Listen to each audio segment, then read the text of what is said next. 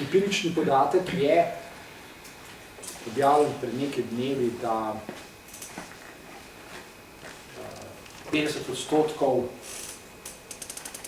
državljanov oziroma prebivalcev tega planeta, 50% odraslih prebivalcev tega planeta ima v rokah 1% vsega premoženja.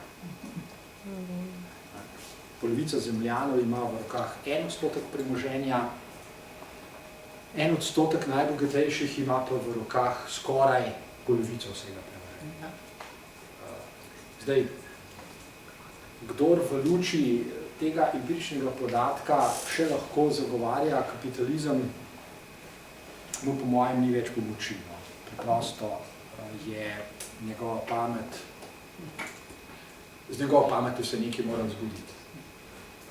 Zagovarjati tako nepravičen sistem, ki dejansko iz dneva v dan povečuje razlike med bogatimi in revnimi, seveda na račun revnih. To je v celoti pokvarjeno. To je moralno pokvarjeno, to je intelektualno pokvarjeno in zaradi mene obče človeško pokvarjeno. To neposredno pomeni zagovarjanje nečesa, kar je v osnovi nepravično.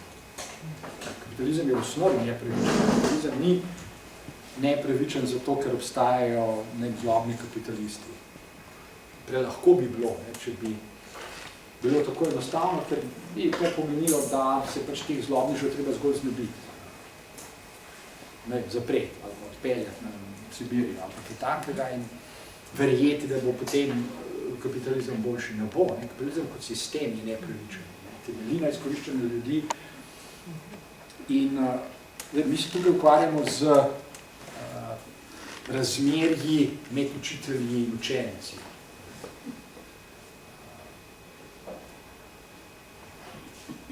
Zadnjič smo se ukvarjali z nekaterimi osnovnimi koncepti, s katerimi lahko mislimo razmerja med učitelji in učenci in prišli do zelo preprostega spoznanja, dobrega spoznanja, da imajo učitelji dolžnost, da je učiteljevanje, da je poučevanje dolžnost. In da je ta dolžnost daleč onkraj tega, s čimer bi se lahko učitelji potolažili, namreč, da je njihova dolžnost prenašanje znanja na učence, prenašanje informacij, prenašanje podatkov. To bi bilo preveč enostavno, če bi bilo tako.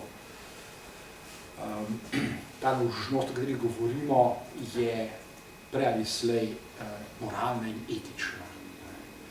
In ker poučevanje nikoli ne more potekati v vakuumu, ampak vedno poteka v družbenem prostoru, natančno določenem in določljivem zgodovinskem, materialnem prostoru, vsebej.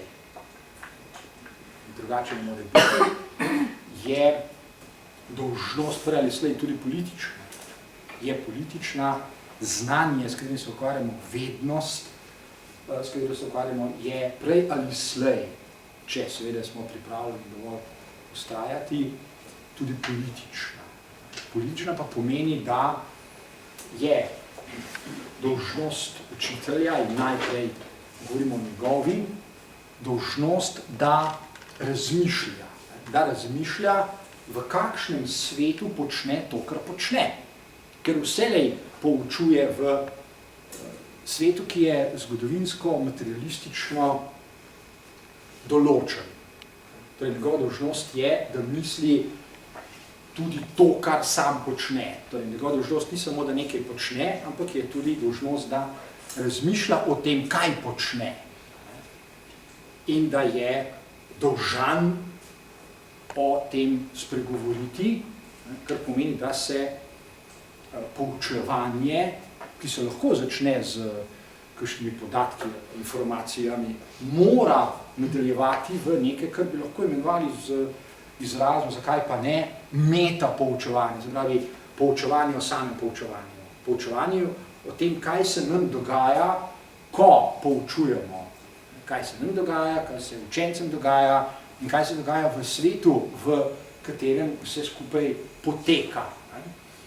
Logika znanja, logika vednosti, logika razmišljanja ne more biti taka, da se ustavi na prvi stopnici in da rečemo, naša dolžnost je, da prinesemo nekaj podatkov, nekaj informacij, nekaj formul na naslednjo generacijo, potem se pa konča. Ni tako preprosto. Znanje ne moramo tako razdeliti. Znanje v končni fazi tudi ni sestavljeno iz podatkov in informacij. Znanje je nekaj drugega. Znanje je učinek razmišljanja. Če damo vse informacije, vse podatke skupaj, še nimamo nobenega znanja. Zato računalniki nimajo nobenega znanja, ko jih polnimo diske z podatki in z informacijami. Torej je razmišljanje zmožnost, da, naprimer s podatki in informacijami, ki jih imamo na razpolago, nekaj naredimo, torej da jih mislimo, da jih razlagamo, da jih interpretiramo in v strogem pomenu se poučevanje začne šele s tem, z razlaganjem in z interpretiranjem.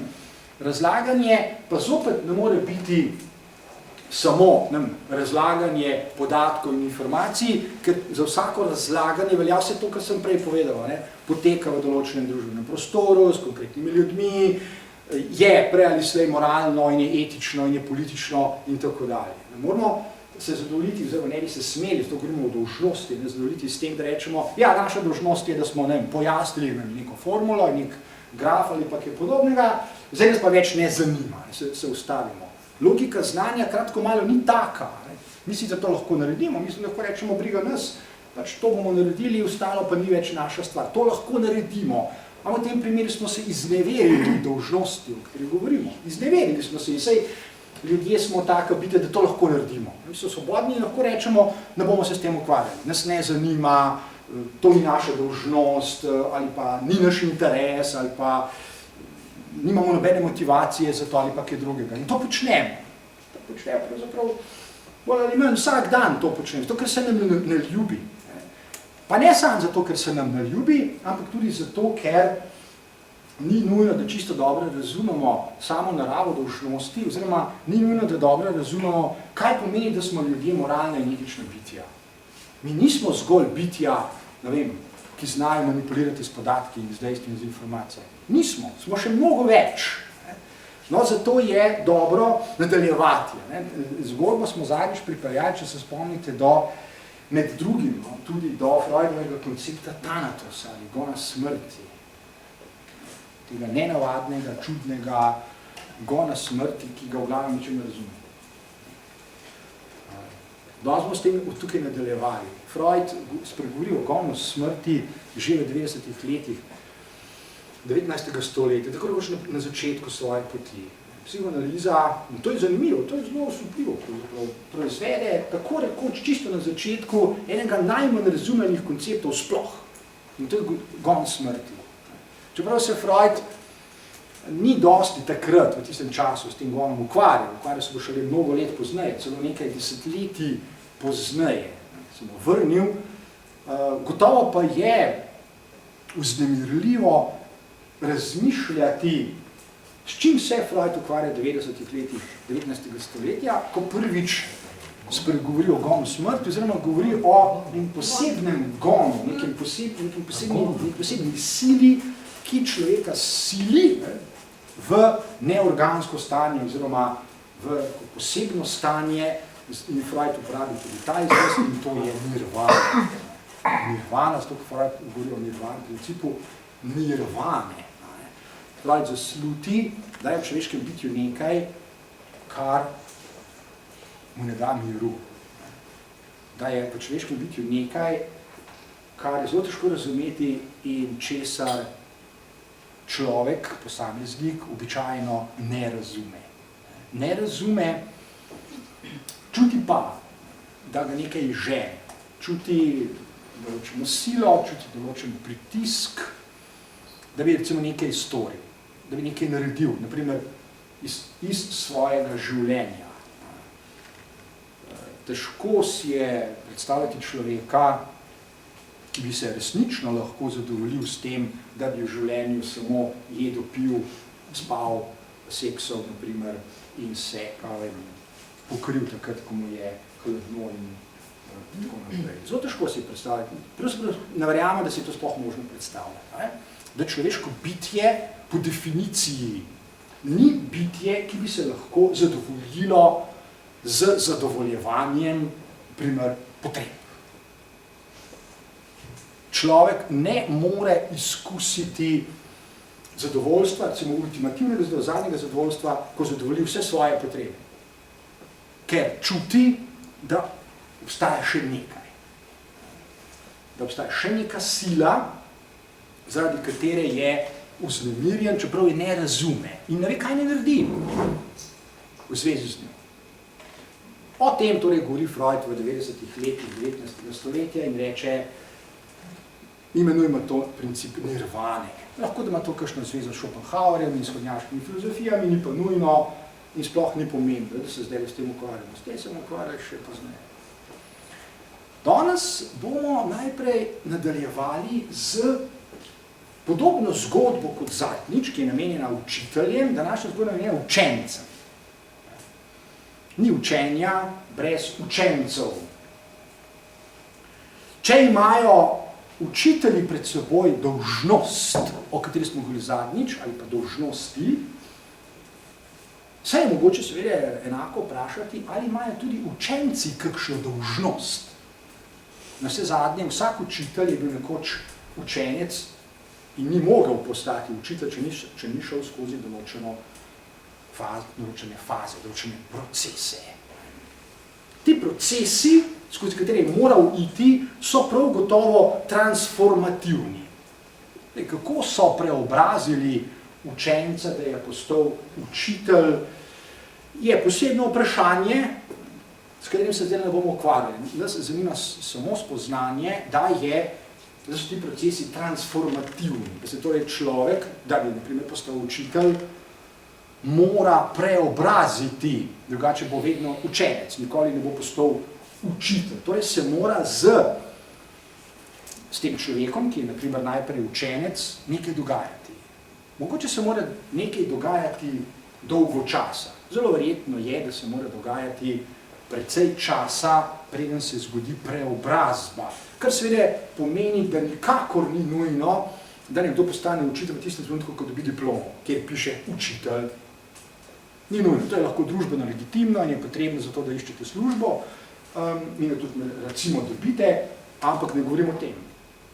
Učitelj, ki ima v roki list, kjer piše, da je učitelj ali pa morda še zelo daleč od tega, da je učitelj.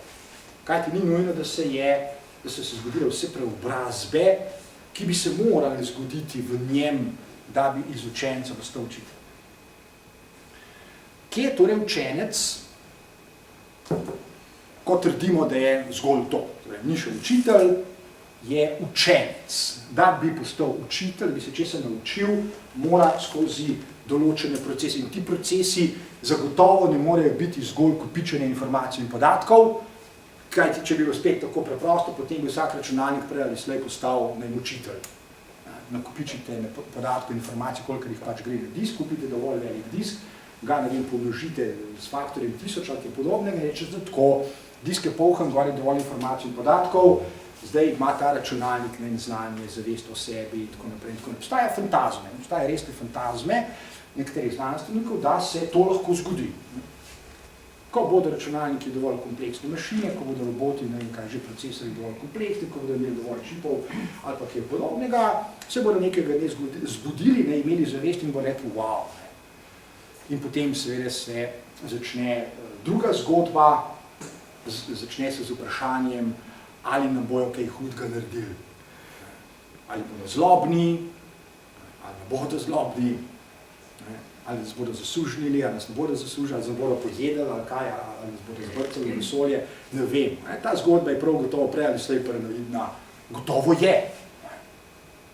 Če bodo računalniki neprimerno zmogljivejši od naših možganov, bodo imeli neprimerno več sinaps, česa že, kako ne vemo, da ne bodo zlobni. Ne moramo vedeti. Kako ne vemo, ali bomo sploh lahko, jim bomo lahko sledili njihovo znanje, njihovo vednost, njihovo modrost, njihovo zmožnost, hitrost razmišljanja, bo tako velikanska, bo tako neznanska, da bomo se vgolj capljali za njimi in tako dalje, tako dalje. Skaj, postali bomo njihovi hlapci v najboljšem primeru in če bodo milostni, nas bodo pustili pri življenju. Teh zgodbi, kakor hočete. In trdim, da so vse po vrsti zblojene. Zakaj? Trdim, da mora učenec skozi določene procese, ki ga preoblikujejo, in sicer tako, da postane na koncu, če dovolj dolgo časa vztraja, bitje, ki ne le razume, kaj je metafizika, o tem bomo govorili, ampak se zna tudi metafizično obnašati in da je metafizika zmožnost človeškega bitja za ultimativne oblike razmišljanja o realnosti, kar pomeni, da v tej zgodbi ni nobenega prostora za utopične in paranoidne zgodbe o tem, kako bodo roboti, naprimer računalniki, razvili bolj razvito ali pa neprimerno bolj razvito zavest ali ali mind ali whatever kot ljudje. Trdim torej, da je človek po definiciji kot metafizično bitje zmožen za ultimativno modrost.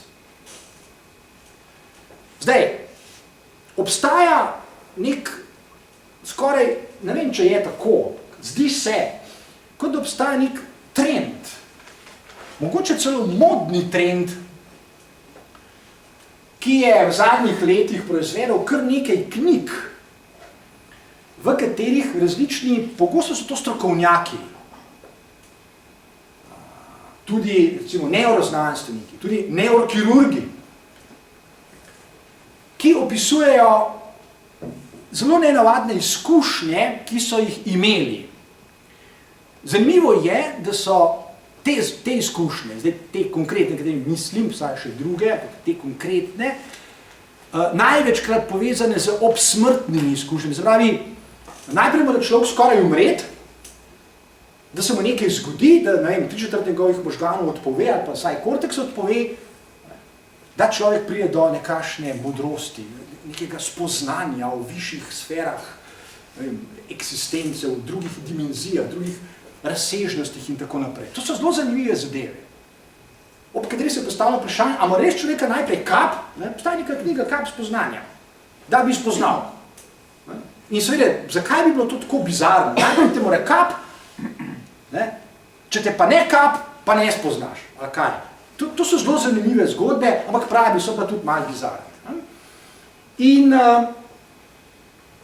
do podobnih izkušenj lahko pridemo tudi po drugih poteh. Torej, ni nujno, da nas najprej kap. Obstajajo tudi druge, manj invazivne poti, recimo, kaj so s kakšnimi meditacijami, ali kaj podobnega. Ampak v vsakem primeru, če nas kap ali ne, je ta izkušnja zanimiva. Iz nje namreč lahko sklepamo, da se očitno mora zgoditi nekaj, kar nas, na primer, prisili, če nas kap, ali pa kaj podobnega, definitivno nas prisili. Le tega ne moramo nič narediti. Ali pa nas kaj drugega na kakšen drugačen način prisili, da se končno znebimo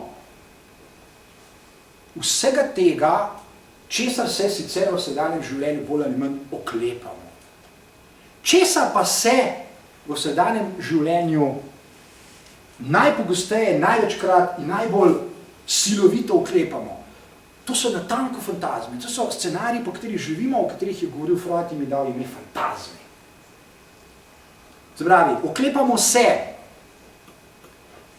nečesa, kar v resnici ni naše. To je zelo zanimivo. Kaj ni naše? Pravzaprav bi človek, če bi bil zelo pošten sam do sebe, zelo težko rekel, katera spoznanja, naprimer, ki jih zastopa, zagovarja, so v resnici njegova, katera je pa nekje pobral.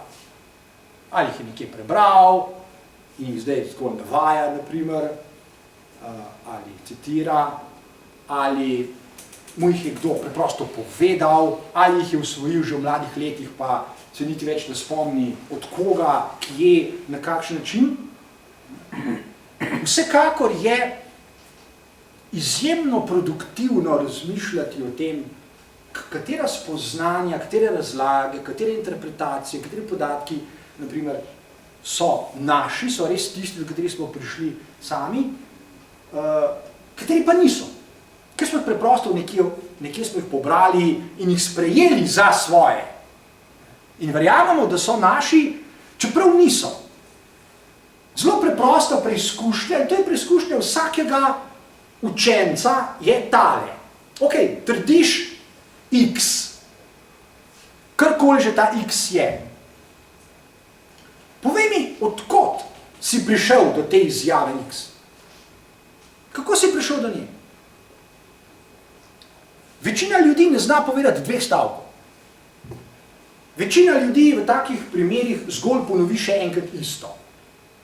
Tako pač je, jaz tako mislim, meni se zdi, ali pa pač ponavlja kakšen vir.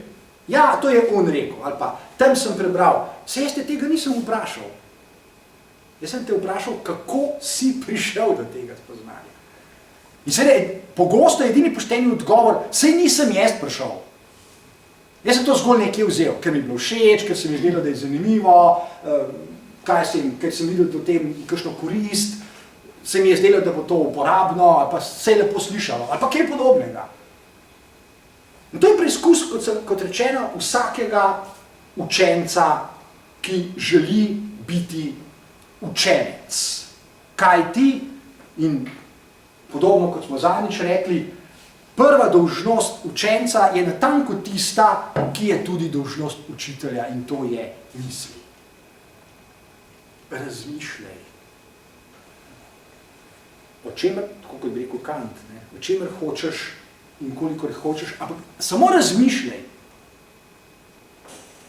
In hudo je ugotoviti in spoznati, da, naprimer, kot smo zadnjič tudi že omenili, učenci hodijo formalno vzeto, leta dolgo v šoli, leta dolgo hodijo in v glavno ponavljajo za svojimi učitelji. V glavno. Ne vedno ali ne vselej, v glavnem pa. To raziskave potrebujejo. Ponavljajo za svojimi učitelji. Kar so učitelji povedali, v glavnem učenci tudi kupijo. Nekako po principu, če so učitelji to povedali, pol bo pa že res. Ampak zgodovinsko vzeto, če vzamemo dovolj dolge časovne razmike v precep, se z lahkoto dokopljemo do spoznanja, da bo, ne vem, čez ne vem koliko let, večino tega, kar imamo danes za granted, dokazano narobe. Pa vendar se tega ukrepamo in divje to ponujamo še drugim in jih prepričujemo, da zagotovo tako je. Večina tistega, česar so se ljudje naučili do zdaj, v vseh teh 1000 letih, je dokazano zmotno. To je zelo zanimiva refleksija tega, kar spontano počnemo, ne da bi kaj dosti razmišljali, zato ker pravzaprav nihče nikoli ni rekel, če smo čisto pošteni, jaz se ne spomnim, da meni kdo v vseh teh letih šolanja kdaj kdo rekel misel. So mi pa velikokrat rekli, naj neham misel. To pa ja. Ali pa da ne mislim preveč. Pravzaprav sem mi pa to govorili ves čas. No. Da bi pa kdo kdaj rekel, daj, please, daj, misel. Ali pa recimo, da bi, ne vem, predavanje izgledala tako, da bi profesori, učitelji rekli, prav, 20 minut se bomo ukvarjali z, ne vem, z Newtonovimi zakoni, naslednjih 20 minut bomo pa mislili. Ne, če imate vi kakšno tako izkušnjo, jaz verjamem, da jo tudi kdo ima, ampak prav pogosto zagotovo ni. Jaz recimo nimam. No. Od mene še danes v glavnem nihče ne zahteva, da mislim. Nikjer. Ne v službi, ne na cesti, ne med znanci, ne na fuzbal placu, na tem nikoli ne grem, ampak v glavnem od mene nihče ne zahteva ali pa terja, da bi mislil. Pravzaprav se mi zdi, da je danes to splošen pojav, da tako rekoč nihče od nikoga sploh itak nič več ne zahteva ali pa pričakuje, da živimo vse bolj v svetu, v katerem pač vsak skrbi zase in proba preživeti.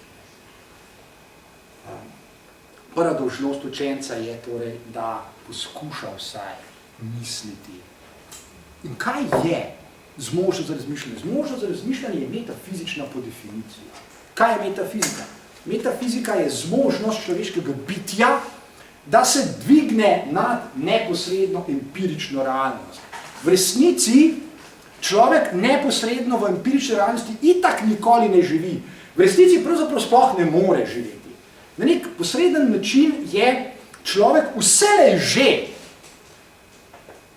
zmožen, torej, in to tudi naredi, kot misleče bitje, za to, da se odcepi od neposredne fizične realnosti. V resnici nihče nikoli ni živel neposredno v fizični realnosti.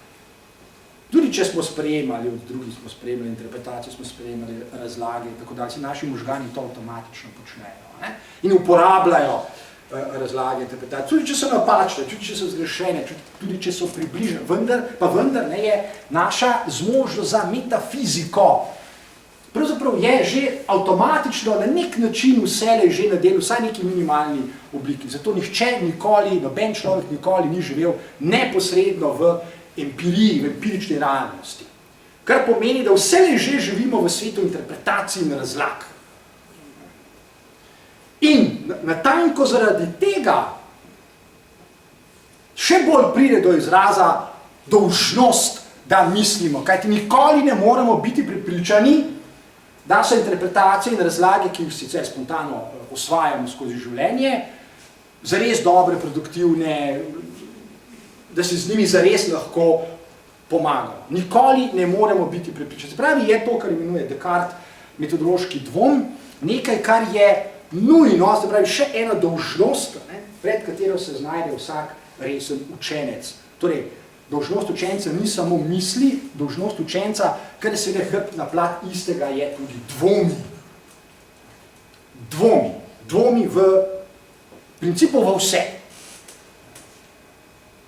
In iz tega, svojega dvoma, se bo zagotovo nekaj izcimilo. Izcimilo se bo, ali pa bi se lahko, zdaj, če boš imel dobrega učitelja, drugačnega vprašanja, če se bo izcimilo, to, kar sem že omenil na začetku, to so preobrazbe. Preobrazbe učenca, ki je po svoji naravi, v trenutku, ko postane učenec, na poti, da bo nekoč učitelj. Tudi če on tega noče, tudi če ne bo formalno nikjer napisano, da je učitelj. Saj ne govorimo o tem, učitelji niso samo tiste bitje, ki piše na listku, da so učitelji.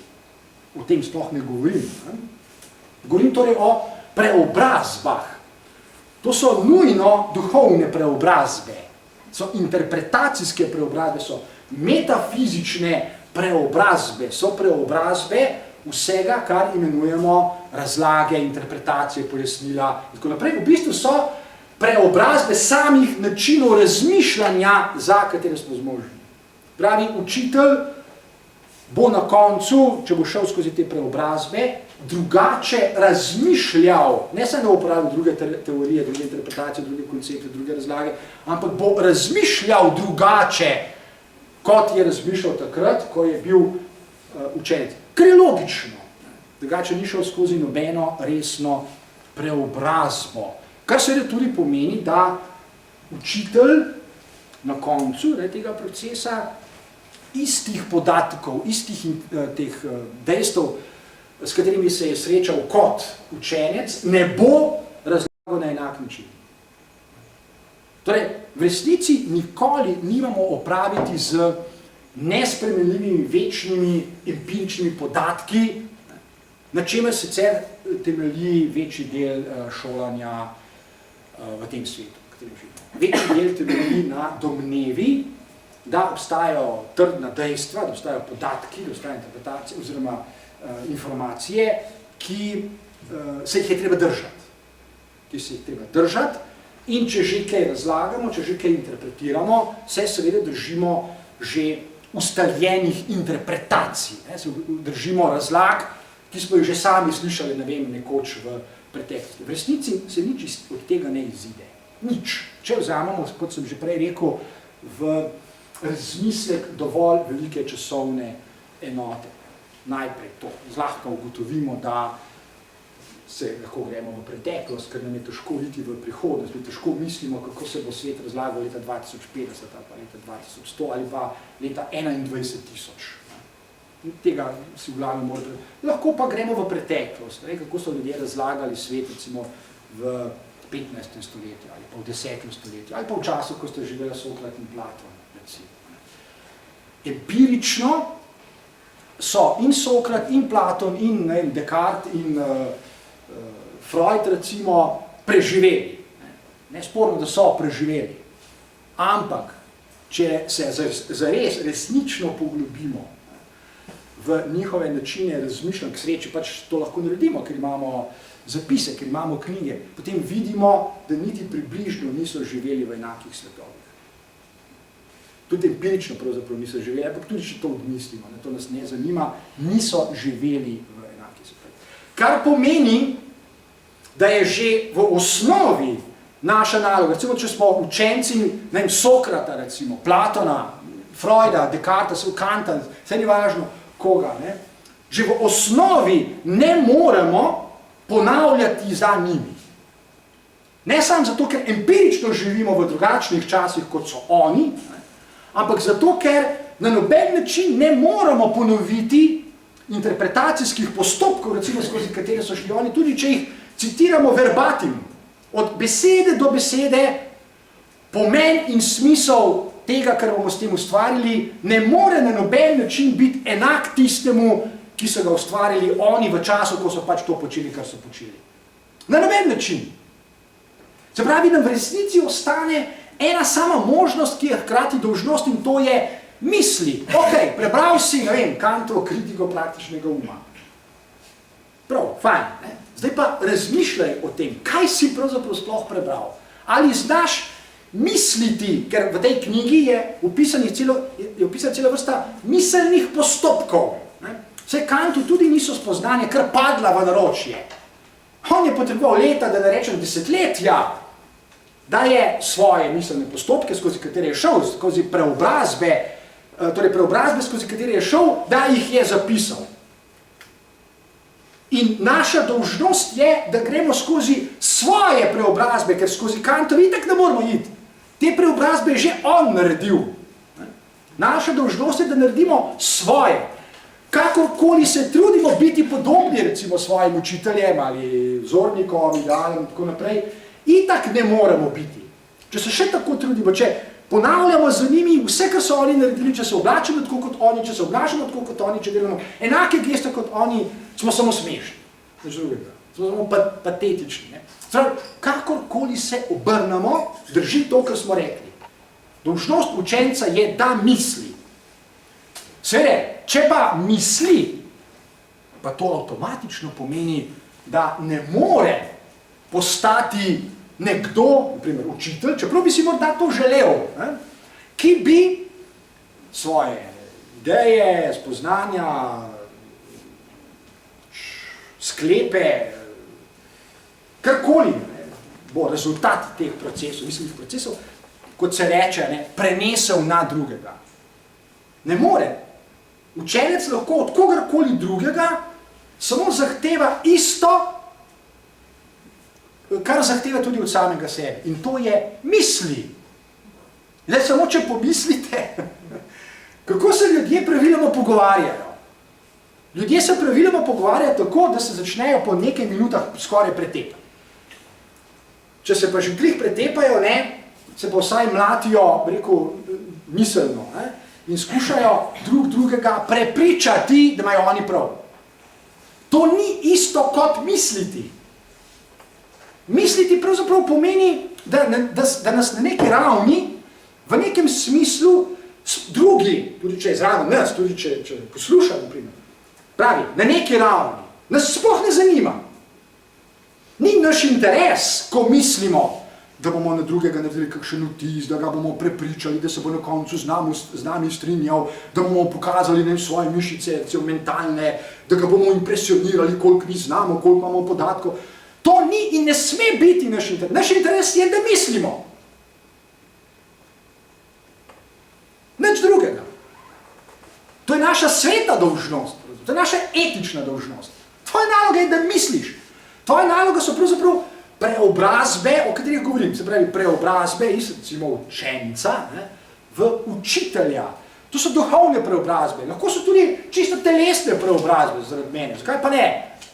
Čisto fizične preobrazbe, empirične preobrazbe, anatomske preobrazbe, če spremljamo, če bi priklopili ljudi na možgane, to se da, ne na možgane, na aparature, to se da danes narediti, da vidi, kako se spreminja anatomija možganov.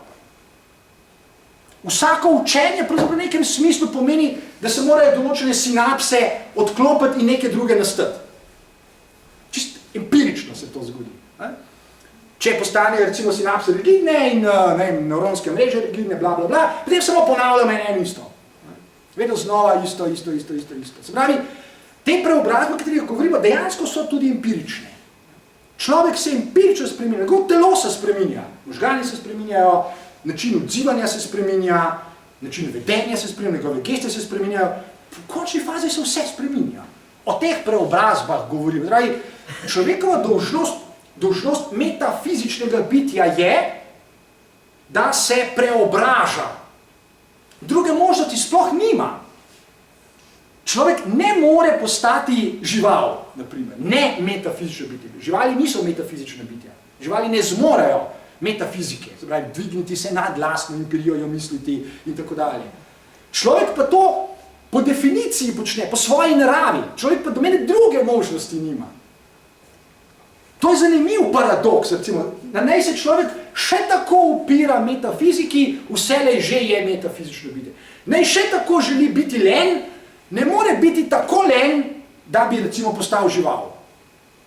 Človek ne more narediti ničesar, da ne bi bil to, kar je, in to je metafizično, simbolno, oziroma duhovno bitje, ki ne more živeti v enem samem svetu, pa naj si še tako želi. Naj še tako verjame, da je tisti svet duhovni, simbolni, v katerem recimo v določenem trenutku živi, najboljši, zadnji, ultimativni, ne vem, 1000-krat preverjen, potrjen, dokazan in tako naprej. Tudi če bi vse to bilo res, je človek še vedno metafizično bitje, kar pomeni, da se lahko dvigne nad ta sicer 1000-krat dokazani, preverjeni svet in tako dalje, v katerem bi rad bil ostal in se fiksiral, zato ker me je tako dobro v njem, prosim. Zato nekaj vprašam. Prosim. Recimo, pomeni pa, da misli, da je tole, da kapitalizem spodbuja prenovo, takno in bom rekel drugačno, je zame prav paradoksalno to, da recimo, ko grejo nekaj stvari na robe, je to prvo izgovor preko ljudi sem mislim, in jaz potem vedno rečem, če bi mislil, ne bi do tega prišlo, To je ta paradoks. Ja, to imate prav. Ta vaša trditev, da nas kapitalizem sili, pravzaprav je zadeva še hujša, lenobi. Dobro je pogledati celoten koncept, recimo lenobe, v kateri nas sili.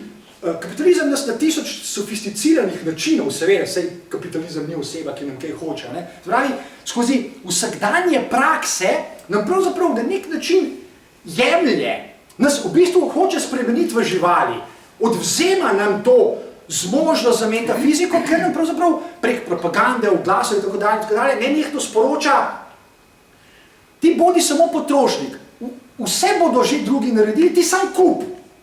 Sprejmi, porabi, potroši.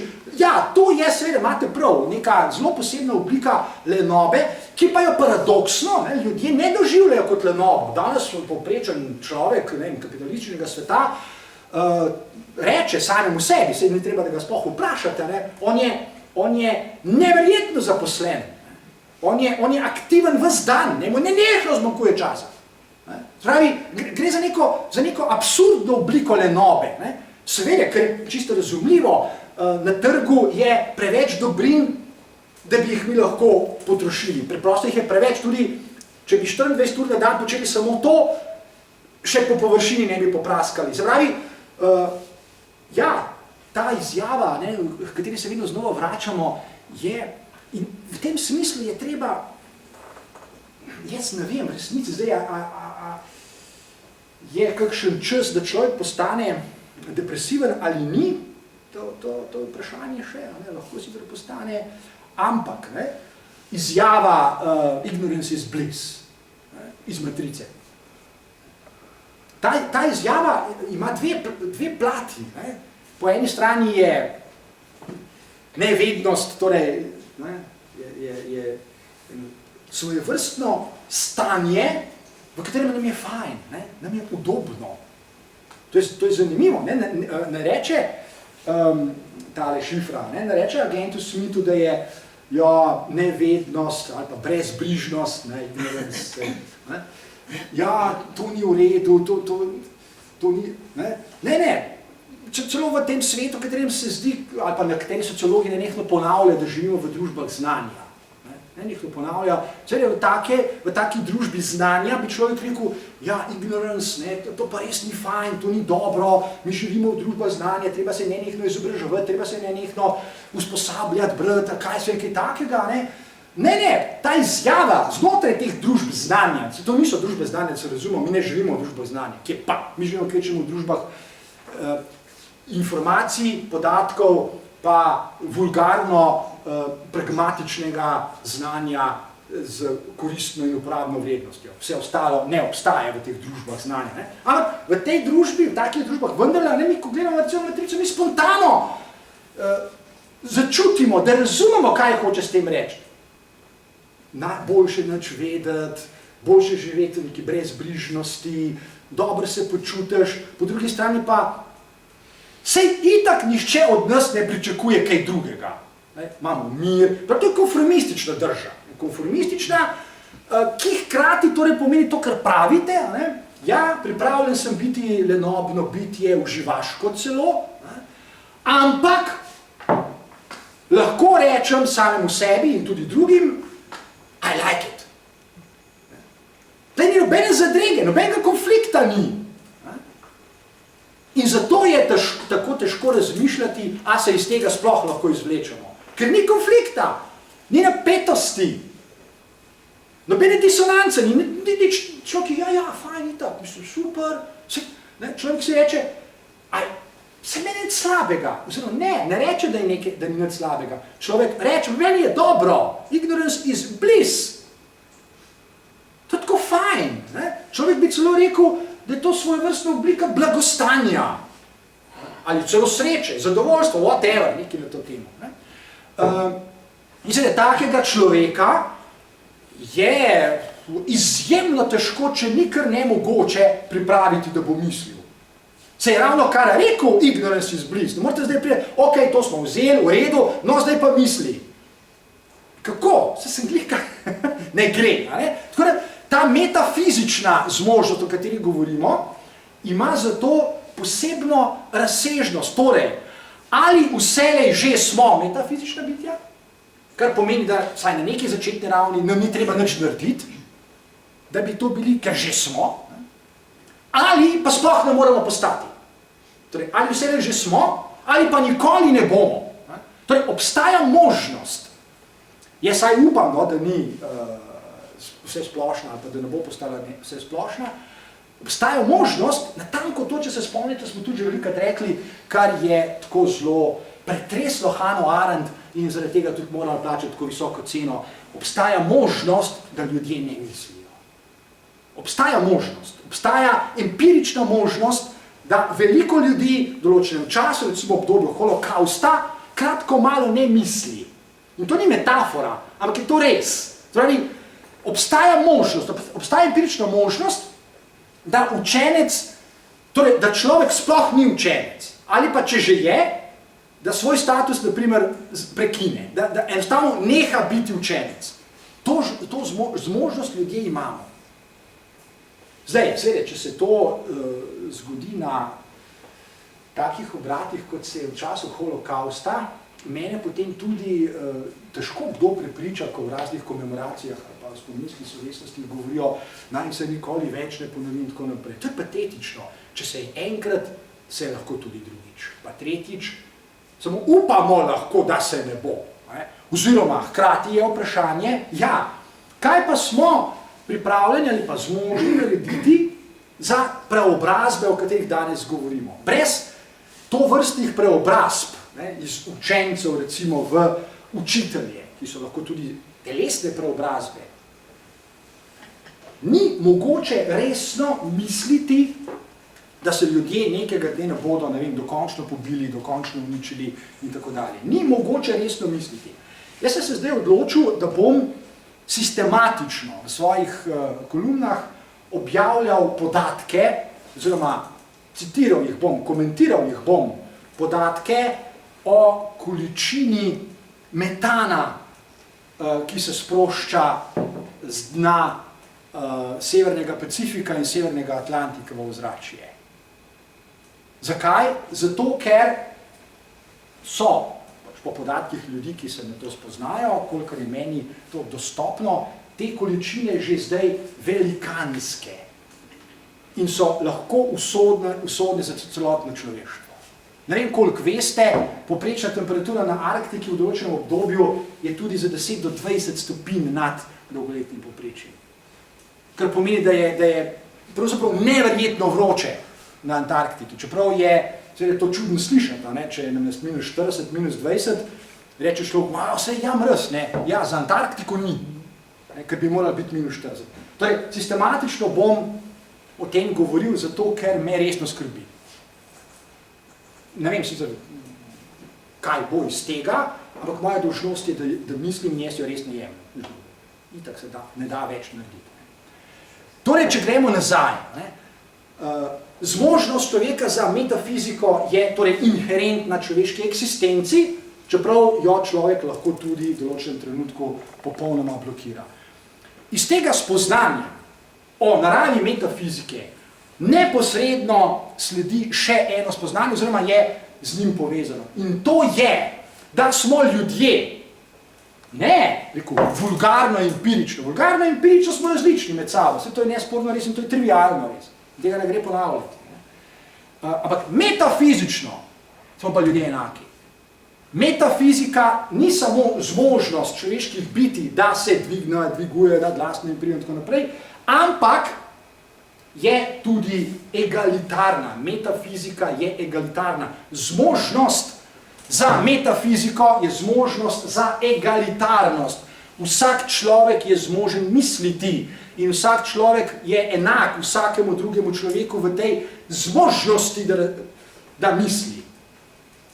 In če nismo zmožni misliti, resno misliti, seveda egalitarnosti, in v sodobnem svetu je razmišljanj o egalitarnosti izjemno malo. Kapitalizem nenehno poudarja različnost in kako naj posamezniki s tem nekaj naredijo, kako naj bodo ponosni. Pravim, vse to je trivialno res. Vse nihče ne more resno postaviti pod vprašanja različnosti ljudi. Pravzaprav to neumno, sploh poskušati. Veliko bolj kot različnost je pomembna egalitarnost. Se pravi, metafizična zmožnost, da se mutatis mutandis, tako kot se lahko ogromno ljudi v določenem trenutku znajde v položaju, da ne misli, se seveda lahko ogromno ljudi v določenem času znajde v položaju, da misli. In da se ravno skozi to, da mislijo, prepoznavajo kot enaki, čeprav vsak malo drugače razmišlja, prihaja do različnih interpretacij, bla, bla, bla, spet to je empirično in trivialno res. In ta občutek, ta izkušnja ljudi je šele zares dragocena. Izkušnja egalitarnosti. Izkušnja, ki je recimo tudi izkušnja, ki jo zelo malo učencev dobi v času šola. Zelo malo učencev dobi izkušnjo, da se recimo v takih krajih, kot je šola, ni treba nikogar bati. Večina učencev ima veliko izkušenj, da se je treba bati. Veliko učencev se velikokrat v šoli nečesa boji. Ali pa se vsega boji. In grozljivo je, da se veliko učencev boji misliti, ker se bojijo, da bodo si drugi nekaj mislili o tem. To, kar je pravzaprav najbolj egalitarno, kar je v nekem smislu najbolj človeško, da človek misli in da se seveda drugi ljudje o tem, kar on misli, nekaj mislijo, je velikokrat predmet strahu. Ne bom raje nič rekel, da si ne bojo kaj mislili. Zdaj, raje se bom odpovedal temeljni zmožnosti, ki me dela človeka, raje se bom temu odpovedal, kot pa da bi imel sitnosti. Sam pomislite, kaj to pomeni. Raje se bom odpovedal svoji naravi, svoji zmožnosti za metafiziko, ki me dela človeka in me loče od živali, kot pa, da bi tvegal, da se bodo ljudje nekaj mislili in tako naprej. Čeprav bi si po definiciji in po naravi morali nekaj misliti, sam ne v tem seveda vulgarnem smislu, zaradi katerih se jih bojimo. Mi se bojimo, da bodo ljudje rogali, režali, da nas bodo zmerjali, poniževali in tako naprej. Nažalost imamo dovolj izkušenj, da se to dogaja. In namesto, da bi bili kraji, šolski kraji, kraji, kjer ljudje mislijo, so pogosto kraji, kjer se ljudje bojijo drugega. Učenci se bojijo učiteljev, med sabo se bojijo, oni, ki manj znajo, se bojijo onih, ki več znajo in tako naprej. Oni, ki največ znajo, se pa tudi bojijo, da ne imeli dovolj dobrih ocen, pa štipendije, pa ne vem koga, pa kaj bo starši doma rekli. Skratka, pogosto se vsi povprek nečesa bojijo. In vse to je v temelju povezano s človekovo metafizično zmožnostjo, da se dviguje nad lastno imperijo in jo misli. Ne gre samo za podatke, informacije, ki smo jih nekje dobili. Gre za našo lastno empirijo, za empirične kraje, kjer živimo, za lastne eksistence. Če spet pomislite, mislim, da smo to že zadnjič se tega dotaknili, koliko časa ljudje porabijo, recimo, povprečju vsaj 30 let hodijo v šolo, za razmišljanje, zdaj sem pred časom malo prelistal učbenik mlajše hčerke, ki hodi na gimnazijo in sicer iz matematike. Ok, prav, fajn. Ampak treba pa reči tole. Če bi ti mladi ljudje vsaj enako število ur tedensko, ki jih morajo nameniti tej in taki matematiki, ki je v glavnem drill. Vzamejo eno nalogo, potem imaš pa 50 variant iste. Izračunaj še to, pa izračunaj ono, pa izračunaj ono, pa to dokaže, pa tretje dokaže, pa dan. Ok? Ampak, če bi vsaj enako število ur vsak teden ti mladi ljudje namenili še razmišljanju o tem, kar je morda bistveno pomembnejše, od tega znaš zračunati ne vem katere polinome, pa ne vem katero kotno funkcijo, namenili je, na primer, razmišljanju o medsebojnih odnosih, razmišljanju o takih, tako zapletenih zadevah, kot recimo prijateljstvo, ljubezen ali pa vzgoja otrok. Ali pa starševstvo, ali pa kaj podobnega, potem mislim, da bi bilo v hipu na tem svetu lahko precej drugače. Ne vem, če bi bilo bolje ali bi bilo nujno bolje, zagotovo bi bilo pa drugače. Tako pa povprečen dijak, učenec, whatever, že študent v svojem življenju sliši ogromno o najbolj, ne vem kakšnih,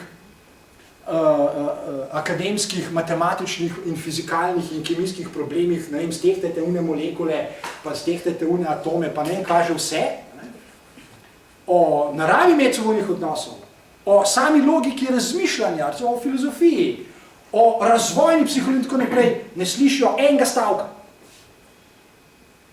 In ker ga ne slišijo, v glavnem o njem tudi ne razmišljajo, ker ne znajo razmišljati.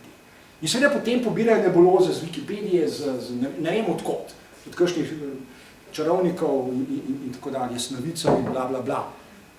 Kar samo dokazuje pravzaprav, kako silna je potreba po taki vednosti, po takem razmišljanju.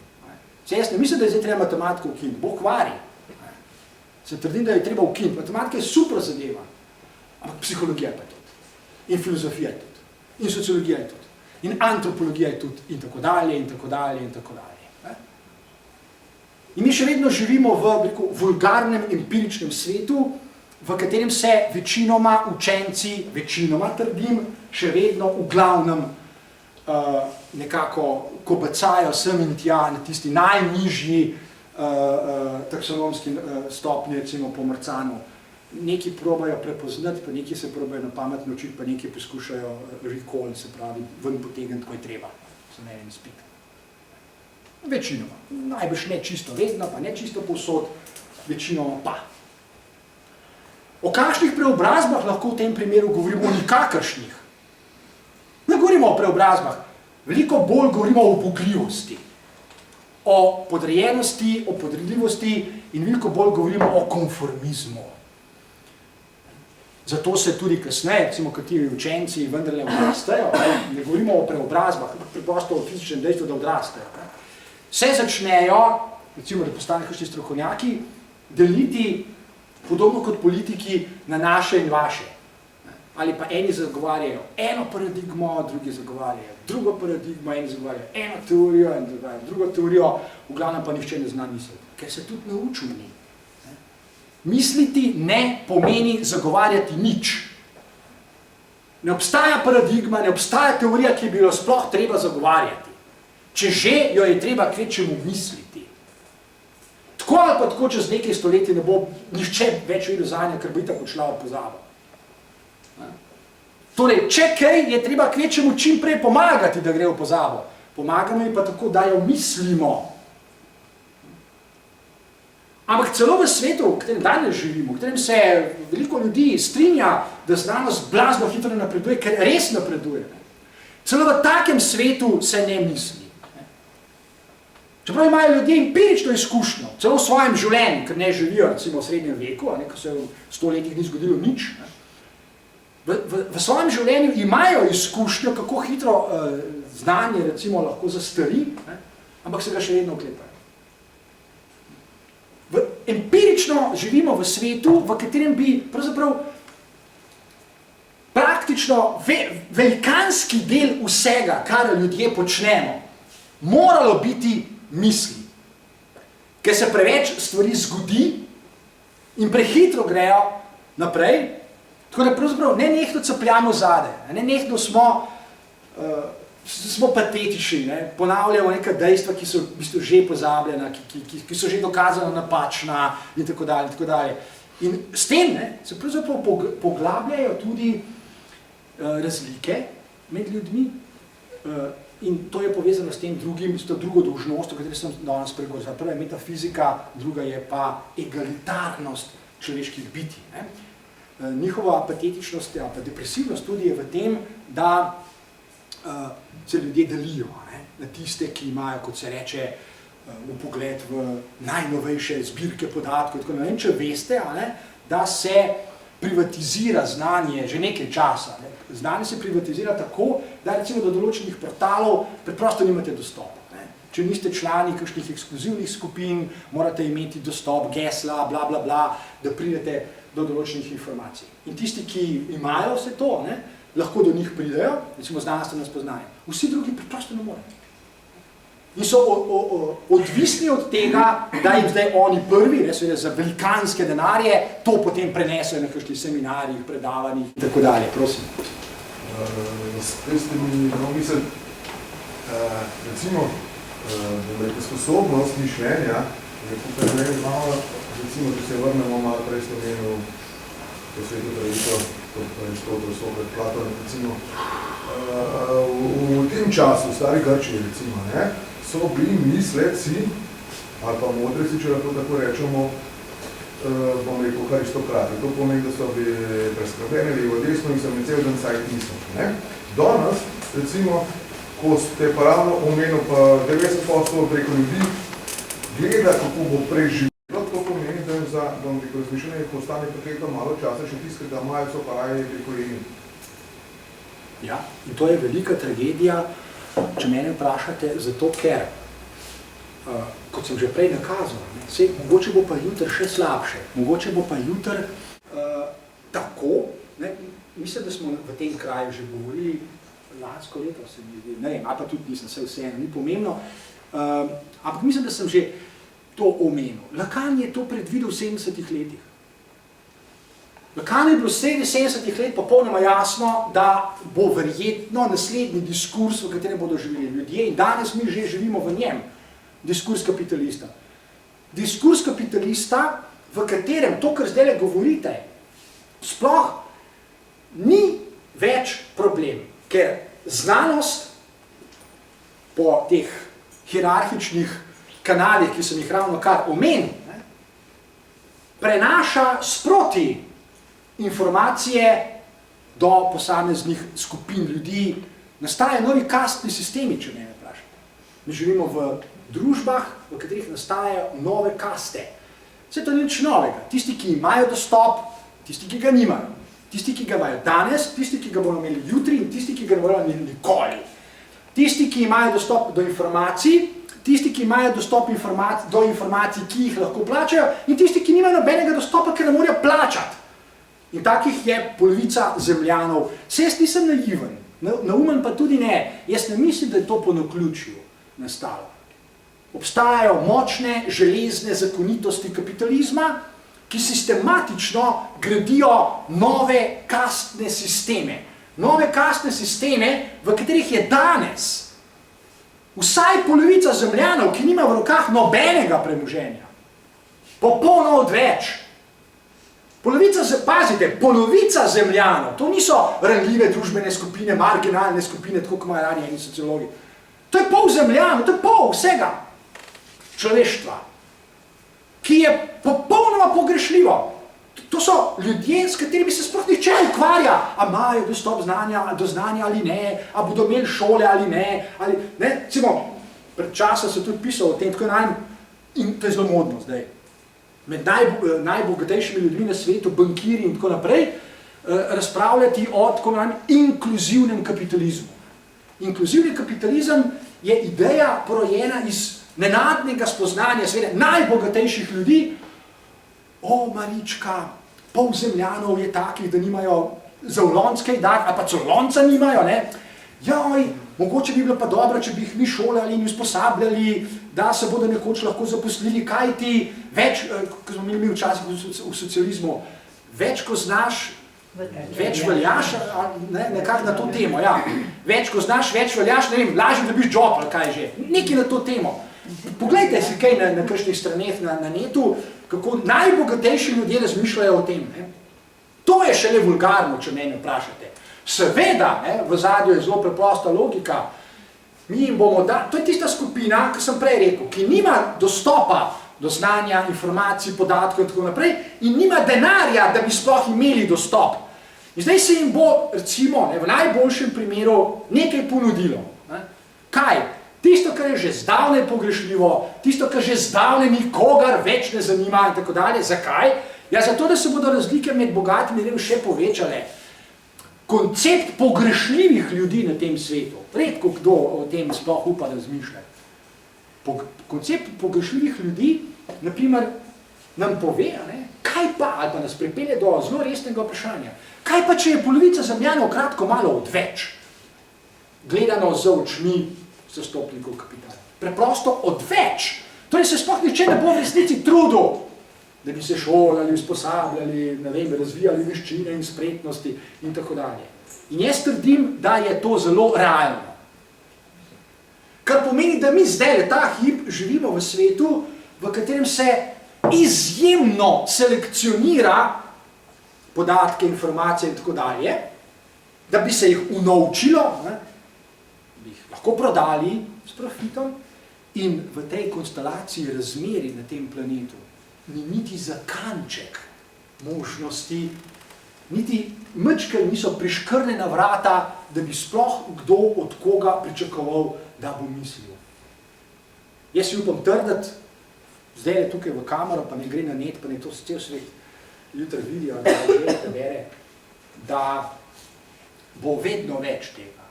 Vedno manj, koliko se bo sploh še, se bo pričakovalo, da bi kdo kaj misli, ker se bo samo prodajalo znanje. Prodajalo se bodo informacije, prodajalo se bodo dostopi do informacij. Ko imate, saj danes se sistematično zapirajo recimo oddelki za filozofijo in druge pogrešljive vede. Ne postajajo samo pogrešljivi ljudje, postajajo pogrešljive vede. To so tiste vede, ki ne morejo proizvesti nobenega takega znanja, ki bi ga lahko neposredno in takoj prodali ali unovčili. In to vemo. Zato jaz nisem optimist, jaz ne verjamem, da se bi to lahko zlahka spremenilo. Ne vidim logike, še stežka se ne bo. Kaj ti? Krog je začaran.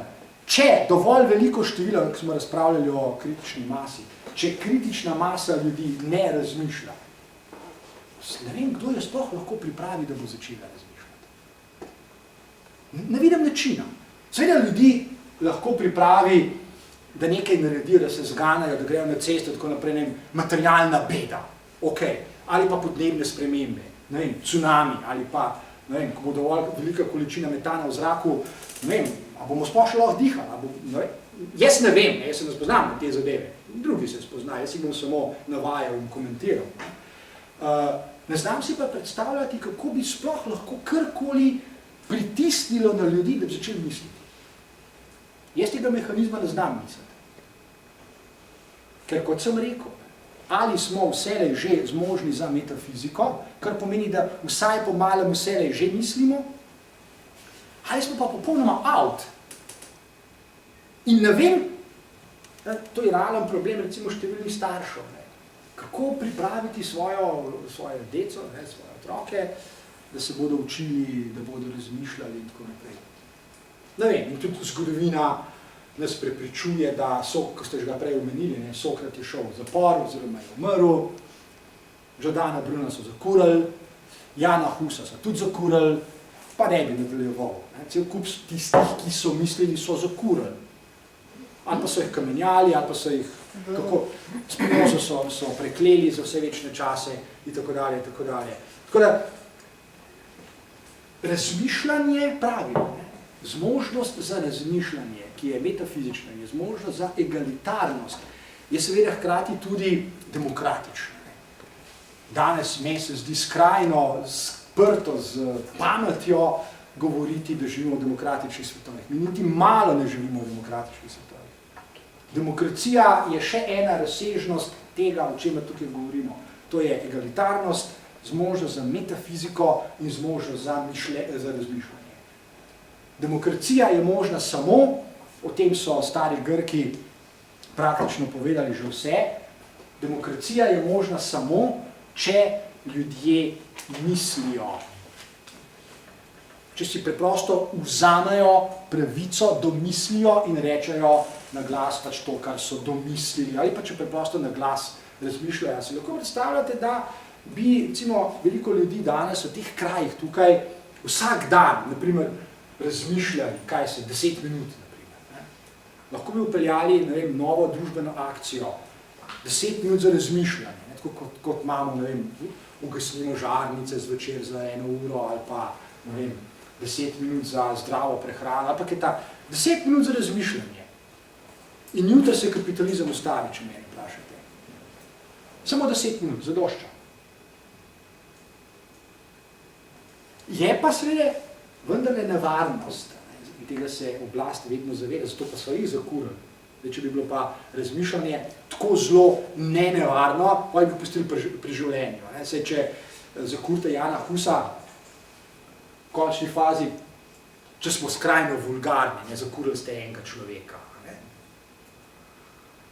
Sej, ne vem, koliko milijard jih je takrat živelo, ali koliko že milijonov, ostale ste pa pustili pri, se ne morate vseh zakuriti.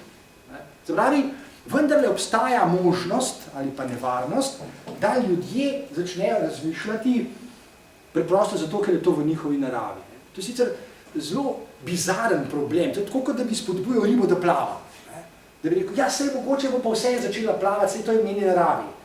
To težko mislimo, ne? To samo pri človeku je možno, da rečete, aha, zmožen je plavati, v njegovi naravi je, da plava, pa vse ne plava. Kako bi ga pripravili, da bi začel plavati?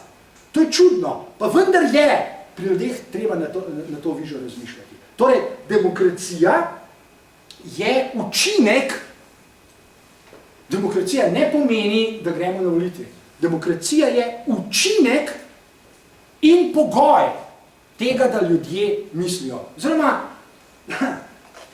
tudi če ne bi bila pogoj, bi si to ljudje lahko vzeli. V končni fazi, v določenem obdobju v Grčiji demokracija nastala. Ni obstajala pred tem in ni obstajala drugje na svetu. Pravi, nekdo jo je začel misliti. Torej, lahko bi, in to je mogoče naša rešilna bilka, da je zmožnost človeških biti, da mislijo, tudi singularna. Da je singularnost tisto, kar nas morda lahko reši, zato ker je svet, in ravno z singularnostjo tako ga lahko mislimo, neskončen. V neskončnem svetu pa je singularnost po eni strani nekaj, česar ne moremo misliti, po drugi strani je pa ravno absolutni in neuničljivi pogoj, da mislimo. Prosim. Kaj pa pravite na to novo teorijo, da si je kapitalizem izraz demokracije v bistvu prisvojil, da ko pati demokracija, kapitalizem izgine. Če pogledamo skozi stoletja, recimo, kaj je družbene ureditve, pa bom rekel, razvoj materialnih sredstev, a ne, ker je nekako z roko v roki, ne. Recimo, srednjem veku feudalizem, recimo, kapitalizem, demokracija, ne. Kaj je za demokracijo, ne? To imate prav. To je neka nova teorija, da še nisem mislil, da teh do konca prebrati, ampak... Na nek način imate prav, na nek način se je to res zgodilo, zato ker demokracija, rečemo takole na kratko, ko se, recimo z renesanso, ob koncu srednjega veka, renesansa, naprimer, če pogledate tisto znamenito Botticellijevo sliko La Primavera. Če jo imate pred seboj, če majčkeno razmišljate o njej, z lahkoto ugotovite, da je revolucionarna. To je slika, na kateri vam najprej pade v oči, da najprej vam Venera pade, sve nekaj na sredini. Ampak levo je božji sel Merkur, ki očitno, podobno mladenička, ki očitno kaže hrbet vsem, torej boginji Veneri, boginji ljubezni kaže hrbet. In trem nimfam, ki so zraven na nje, kaže hrbet in sega po prepovedanem sadežu. To gesto je Botticelli naredil namenoma in o njej lahko razmišljam. Zakaj je to naredil? In to v času, v katerem je tvegal življenje. In ga pravzaprav tudi skoraj izgubil, oziroma on je umrl reven. Pravzaprav nišče več, sploh 300 let ni vedel za njegovo sliko. La Primavera, ki je o resnici. To je slika o prvi resnici, o resnici sveta. In če združite razmišljanje o resnici, recimo na Botticellijevi sliki, z znano krilatico, da je renesansa vrnitev k starim, ponovna obuditev, kao je razmišljanja, ki je bilo 1000 let pozabljeno in tako dalje, kar ni čisto res, pridete do osupljivega vpogleda, da je konec srednjega veka in nastanek renesanse v resnici prehod od končnega sveta k neskončnemu. V 17. stoletju, če spremljate naprimer Descarta, Spinozo, Leibnica, ki se je učil Descarta, vam postreže, 17. stoletje vam postreže z izjemno zahtevnim razmislekom, kaj pomeni živeti, kaj pomeni biti človeško bitje v neskončnem svetu. To je drugačno razmišljanje od srednjeveškega, ki je razmišljanje v končnem, zaprtem svetu, ki je bil ustvarjen, ki je narejen enkrat za vselej, Bog ga je naredil in ljudem določil, kaj se njihovo usodo. Naenkrat, z renesanso, se ljudje znajdejo, torej v odprtem svetu, neskončnem svetu, ki ga znajo misliti. Torej, rojevajo se kot na nov način, seveda še enkrat, kot metafizična bitja. In demokracije si kapitalizem nikoli ni prisvojil, zato ker kapitalizem je obupan poskus, da bi v tem odprtem svetu, v tem neskončnem svetu, naredil nekaj takega, kar je uspelo, recimo, katoliški korporaciji 1000 let prej, oziroma kar je uspelo 1000 let, nadzorovati ga. Imate seveda velike težave, nadzorovati zaprt svet, končni svet, v katerem ni posameznikov. V srednji vek ne pozna koncepta individuuma, ne pozna singularnosti, ne pozna ideje, da je posameznik neponovljivo bitje in da je vreden kot tak. Srednji vek tega ne pozna. To nastane z renesanso. V renesansi se rodi ideja, da je človek singularnost. Singularnosti pa ne morete nadzorovati po definiciji. Kapitalizem je zato serija obupnih poskusov, da bi, med drugim seveda tudi, jasno, gre za družbeni sistem, ki je blazno produktiven, da bi nadzoroval nenadzorljivo. In demokracija je nekaj od tega. Demokracija je koncept, ki ga poskuša, seveda, če te danes poslušali kakšne zastopnike kapitala, kapitalizma, bodo rekli, ne vem, kapitalizem je svojim razvojem omogočil, da so delavci delali postopno vedno manj, najprej 16 ur, potem 12 ur, potem 8 ur. Kapitalizem se je tako razvil, da so ljudje dobili potem, ne vem, še neplačan dopust, odmore, malco, prevozno delo, bla, bla, bla. Ni res, nič od tega ne drži. Ljudje so si to izborili. In tukaj pride do izraza tisti znameniti Marksov stavek, če bi bilo možno, bi kapitalisti delavce plačevali toliko, da bi, ne vem, preživeli, da ne bi umrli. Če bi bilo možno, če se ljudje ne bi upirali, oziroma pravi Marks, za kapitalista bi bilo celo najbolje, če bi delavci živeli kar od zraka, zato ker je to najcneje, ker trč ne košta, vsaj zaenkrat ne. No, ampak ker se od zraka ne da živeti, imamo tak kapitalizem. Ampak ljudje so si ga izborili. Pravi, ne, nisi priboril demokracije. Demokracija po definiciji torej pomeni, da si lahko posameznik kot singularnost, kot bitje zmožno za metafiziko, kadarkoli vzame besedo in misli. Demokracija je po naravi razsvetljenska. Nihče nikoli na noben način ne more preprečiti ljudem, da bi mislili, tudi če jih kurijo, saj so jih. Saj ste slišali že, oziroma poznate, Giordano Bruno so celo preprečili, da bi potem, ko so ga že zakurili, ko je gorel kot bakla, so se še bali, da bo kaj goflo obračal, in so mu čuli ust prelima tle gor, da ni mogel niti ust odpreti. To je zame ultimativna paradigma oblastnega vedenja. Ko veste, da bo človek zgorel čez 2 minuti, da bo mrtev, ker itak ne more drugače biti, se še takrat bojite, da bo kaj rekel in mu še to preprejel. Lahko bi mu pa tudi odrezal jezik. Prosim. Ja, singularnost jaz povezujem s tem zmožnost osvoboditve dualizma, teh razmerij, gospodar, sužen. Sej to je. Ampak kapitalizem kot tak, se mi zdi, da tak sistemsko naredi tak, da se ne zavedaš, da to imaš to singularnost poseduješ, ne? Seveda se ne zavedaš. Ali, ne? Ja. Vsakdanjeko. Zato pač, ko ste pač prej malo tak pesimistično zaključili, da bo še huje, ne? Jaz mislim, da kritična masa, vedno manjšina, vedno vseeno nekako kremika, no, stvari. Sej. Jaz sem mlada in nočem imeti takega konca. Ja. Hvala Bogu. Ne, sej, a veste, sej jaz govorim po različnih usporednicah. Če se postavimo na eno usporednico, recimo tisto, ki jo lahko mislimo prek Lacanovega diskurza kapitalista. Ne smemo biti naivni spet. Diskurs kapitalista je recimo zadnjih 40 let. Se pravi, ne smete pozabiti, da to nastane po maju 68.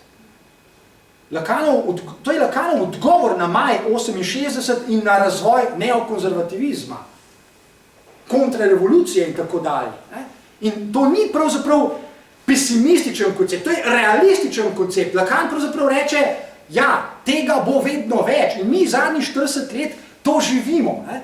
Hočeš, nočeš, mi imamo izkušnjo, vsi, ki smo zdaj tukaj v tej dvorani, imamo izkušnjo, kako prepričljiva sta dva sodobna gospodarja, ki nista nikjer utelešena. Ena je znanost, druga pa tehnologija. Ne? In kako se ljudje, to so empirične, prosim, to ni zdaj depresija, to je realistično vsakdanje razmišljanje, ki ga potrebujemo, da ne bomo padali v depresijo. Kako se ljudje spontano, pogosto, morda celo vse pogosteje, ne obračamo drug na drugega, ampak direkt na gospodarja. Ok, zdaj to je ena tračnica. Seveda, lahko gremo pa po drugi in ugotovimo, da je singularnost neuničljiva, tudi kapitalizem in nič ne more. In singularnost, seveda, tle je pa spet, s tem je povezan nek realni problem, ki sem ga prej artikuliral. Kako zdaj, kaj narediti? Seveda, zdaj odgovor je tudi že znan, se ga bom takoj povedal, ampak vendarle je vprašanje pomembno, ne gre za moj patos, ampak vprašanje je zato, da ga mislimo, dobro ga artikuliramo. Torej, kaj narediti, da se bodo ljudje v večji meri zavedali lastne singularnosti. Da se bodo zavedali, kot sem rekel, da vselej že so zmožni za metafiziko. Spet, ne gre zdaj za neko, ne vem, kakšno depresijo. Sej Hannah Arendt je tudi ugotovila, da se je holokaust po 4 letih ali po 6 ali koliko že vendarle tudi končal. Ampak oboje hkrati moramo probati misliti. Torej, lahko se to ponovi in spet, vprašanje, ki ga ne smemo kar zavreči, češ, Maja, to se ne more zgoditi. Ne, če je naša dolžnost, da mislimo, potem moramo misliti še tako obskurna vprašanja, pa če se nam zdijo še tako nevredna našega razmisleka, če sej tako pa ne more biti. Ne? Jaz mislim, da se to dogaja, ker lokalne volitve so za pač en dokaz tega. Naprimer, ja, sej več kot polovica županov je neodvisni. To so zanimive stvari, o katerih je treba govoriti, ja, se strinjam. In seveda, ne sam, ne kaj s tem, recimo, vzemo še eno usporednico, zaradi katere je Trotski plačal visoko ceno, saj veste, da so ga na koncu spravili z tega sveta. Trotski je že zelo zgodaj, tam v 20 letih, in naredil tole. In to, kar je naredil, je danes na nov način zelo aktualno. Namreč, Trotski se je zavedal, da v takratni Sovjetski zvezi, seveda, to so bile zelo specifične razmere, takrat, v sredini 20 let 20. stoletja, pravzaprav 150 milijonov Rusov nepismenih. To so specifične okoliščine, da ne moramo primerjati danes, so nepismeni. Ampak, recimo, mutatis mutandis, njemu se je zastavilo tole vprašanje in so ga takoj začeli preganjati. Namreč, kdo bo izobrazil teh 150 milijonov ljudi? In seveda ne samo, kdo jih bo izobrazil, kako? S čim? Na kakšen način? To je bilo izjemno aktualno vprašanje, ki ni pomenilo samo naučiti jih brati pa pisati. To itak. Bilo je tudi politično, propagandno, revolucionarno vprašanje. Ok, brati pa pisati, kaj pa pol, katere interpretacije, katere razlage. In seveda Trotski je takrat že vedel, da jaja, brati pa pisati že, misliti pa ne. Zato je bil gulag. Okay? In danes seveda ne moramo na enak način tega vprašanja zastaviti, moramo narediti spremembe, ampak lahko si ga pa. Kdo danes, na kakšne načine lahko izobrazi ljudi? Seveda to ne pomeni brati pa pisati, kaj tako že vsi znajo. Ampak izobrazi v tem smislu, da se bodo, zaradi mene to neka višja stopnja zavesti, govorimo o preobrazbah, ves čas govorimo o preobrazbah, da se bodo ljudje ovedli, te so tudi že prej govorili. Danes je ljudem, to je pomembno vprašanje, nam je udobno. Empirično je nam, ki smo zdaj tukaj v tej dvorani, bodimo iskreni, v našem življenju nam je udobno, bolj ali manj. Udobno nam je, empirično nam je udobno, za jesti imamo, za piti imamo, na toplem smo, bla, bla, bla.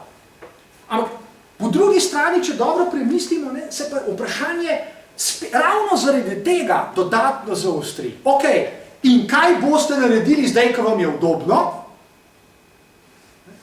Kaj pa višje stopnje zavesti, preobrazba se tukaj ni končala.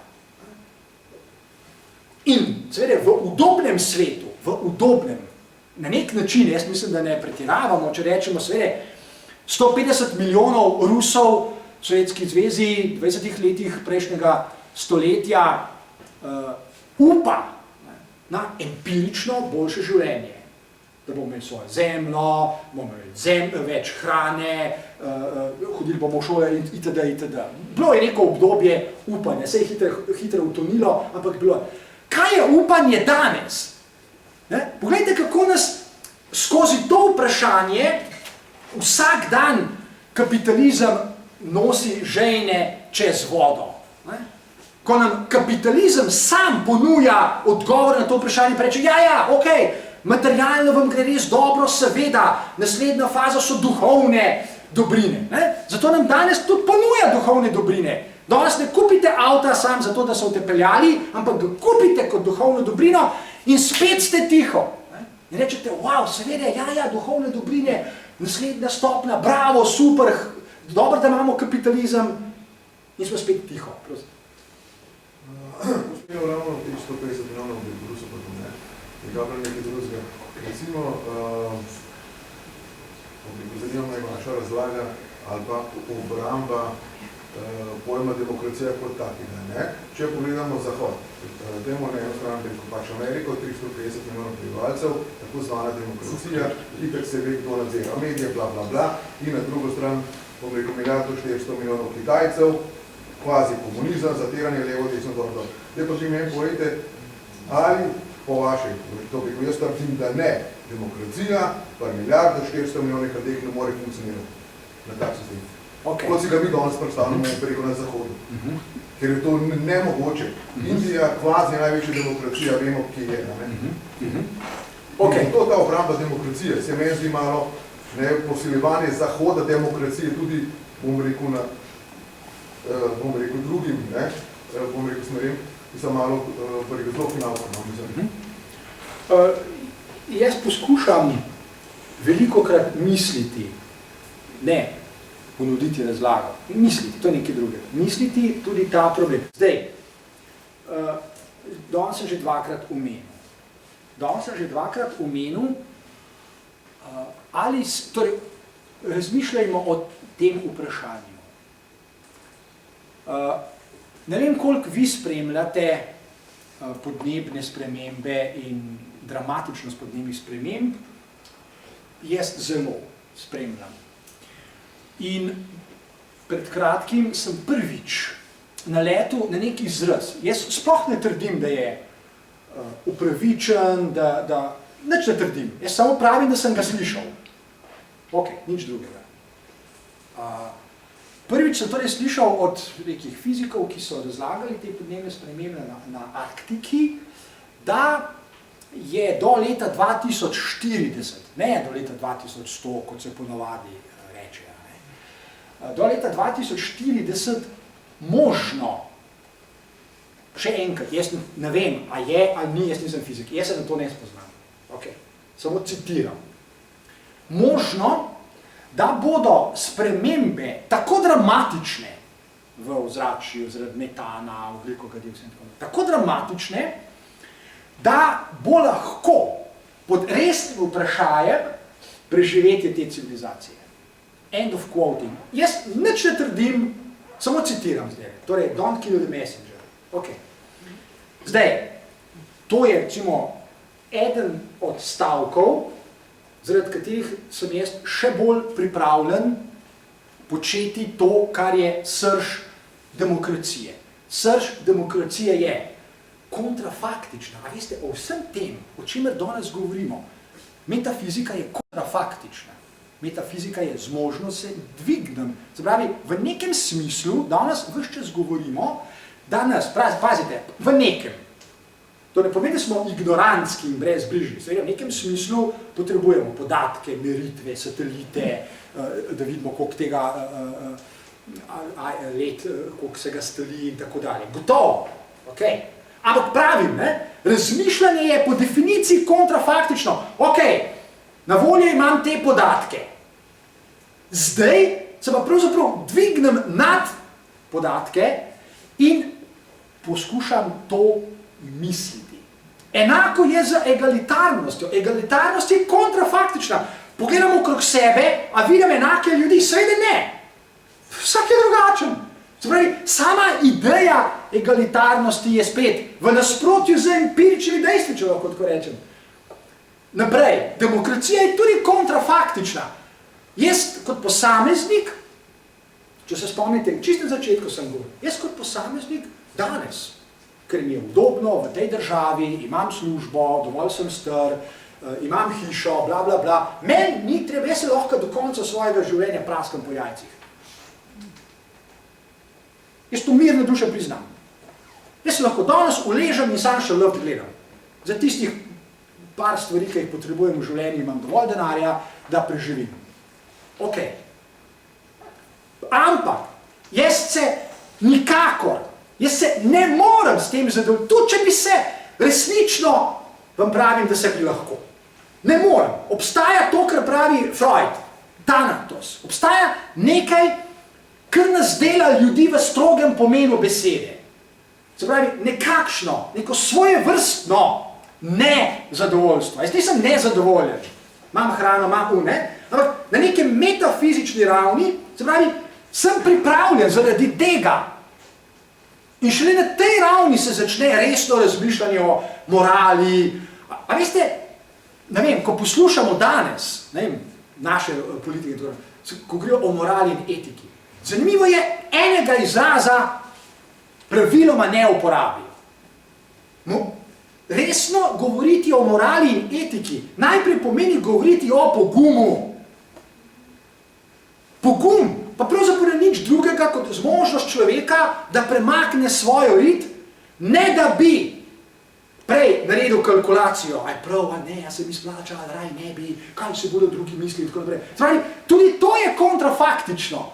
Naredim nekaj, čeprav pravzaprav mi ni empirično vzeto, mi ni treba. Janu Husu na začetku 15. stoletja, leta 1415 ali 16 so ga zakurili, tudi pod razno ni bilo treba govoriti tistih stvari, ki jih je govoril.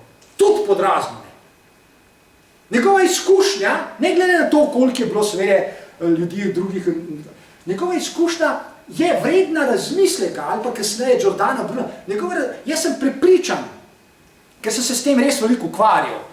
Takrat je bilo mogoče na celem svetu 5-6 ljudi, ki so upali misliti, da ne, torej človek kot misleče bitje ne potrebuje posrednikov med seboj in Bogom. In Jan Hus je to rekel. Mi ne rabimo nobenih tam na unih v Vatikanu, pa itak so bili vsi skorumpirani, pedofili in pokvarjeni in tako naprej. Mi ne rabimo. Med mano in Bogom jaz ne rabim nobenega posrednika. Zakaj? Ker sem zmožen misliti. A si predstavljate to idejo leta 1415? In vedeti hkrati, da te lahko zakurijo jutr, pa je vseeno vrtel. To je tisto, kar nas dela zares ljudi. Ne! Zdaj se opravičujem, ampak ko rečete, ja, dejstva je tako, viš, 1,400,000, to ni možno, v njih je preveč in tako naprej. Na neki ravni je moj odgovor, me ne zanima. Ker če tega odgovora nisem zmožen misliti, potem vse to, o čemer tukaj govorimo, o dolžnosti, o morali, o pogumu, o vrednotah, o metafiziki, pade. Potem je vse to samo mambo-džambo, brezvezno nakladanje, tukaj jemljamo čas sami sebi, Bogu, ne vem komu še nam je zdaj prišli domov in ne vem, si prvo še eno pico in per ali kaj za fuzbol tekmo. Vse to ima, o čemer tukaj govorimo, ima en skupni imenovalec, kontrafaktično. Se pravi, tisto, kar me dela najbolj eminentno človeško bitje, je, da sem na neki ravni, da sem se sposoben požvižgati na dejstva. A se spomnite, če ste brali, kaj je odgovoril Giordano Bruno svojemu zasliševalcu? Ona dva sta imela dogovor, da bo premislil, on mu je rekel, Bellarmine, on mu je rekel, dragi Giordano, pravzaprav sem jaz na tvoji strani, brez veze, da umreš, nima benega smisla, use your reason. Pa verjameti, ok, lej, dam ti še časa do Božiča. Ok, no, dobro, mogoče. Prije za Božič, dragi Žordano, a si že premislil? Lej, samo odpovej se, pa bo vse v redu, lahko šel domov, živel boš, on je bil tistem zaprt, jaz sem bil tam, tisti celice, ki vam, to grozljivka, ok. In kaj mu Giordano Bruno reče? Ne.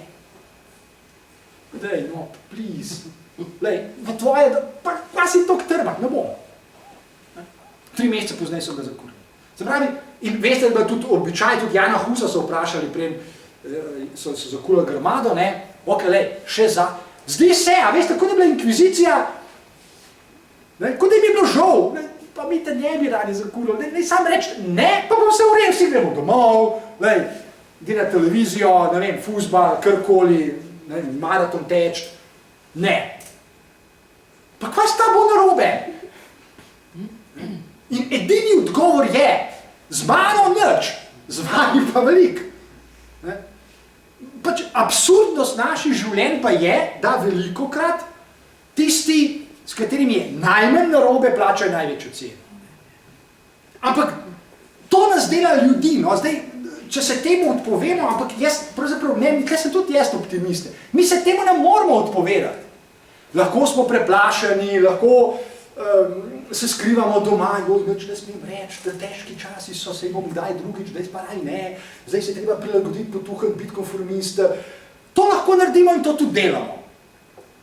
Prav, in to je človeško in nihče ne more nikomor zameriti, ker smo vsi po malem taki. Fajn. Ampak, ko bo dosti ura, morate reči, da grem, ker zdaj eni že odhajajo, mogoče je to znak, da moram jaz tudi jati. Ja, morate reči, ne. Se moram zdaj sam pogruntati, ker so oni šli, da v bistvu s tem sporočajo, ok. Kaj še tole? To, ne.